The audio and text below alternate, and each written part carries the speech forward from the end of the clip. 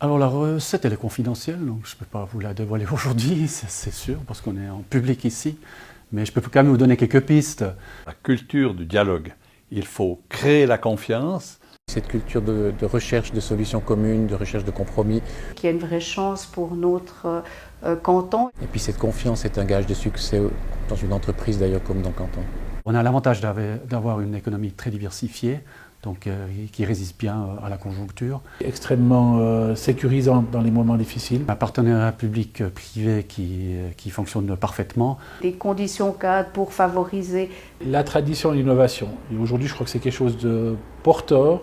On revient parfois à des valeurs du passé, mais on veut se développer dans l'innovation. Blue Factory, Marly Innovation Center sont aussi quelque chose d'important et montrent aussi peut-être le dynamisme du canton de Fribourg. Après, il y a quand même une citation géographique qui est à mon avis top. Le canton de Fribourg profite de l'essor des régions au sud l'espace lémanique, au nord la région capitale.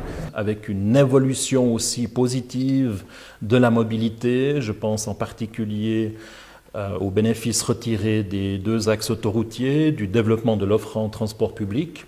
Notre Zweisprachigkeit. C'est un vrai plus pour les entreprises. Être strict avec le fonctionnement de l'État. Fribourg maîtrise sa situation, n'a pas hésité aussi à prendre des mesures structurelles. Pas de folie ou de vision flamboyante qui serait très chère. Nous avons bénéficié d'une réduction de notre dette grâce à l'apport de l'ordre de la BNS. Surtout dégager des moyens pour investir, pour l'avenir de notre canton, l'avenir de la population, investir surtout, évidemment, dans les infrastructures et la formation. La population avance aussi avec nous.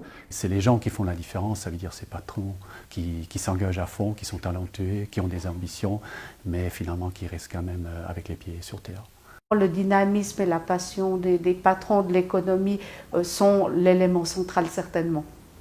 Bon sens, prudence et ingéniosité participent à ce succès.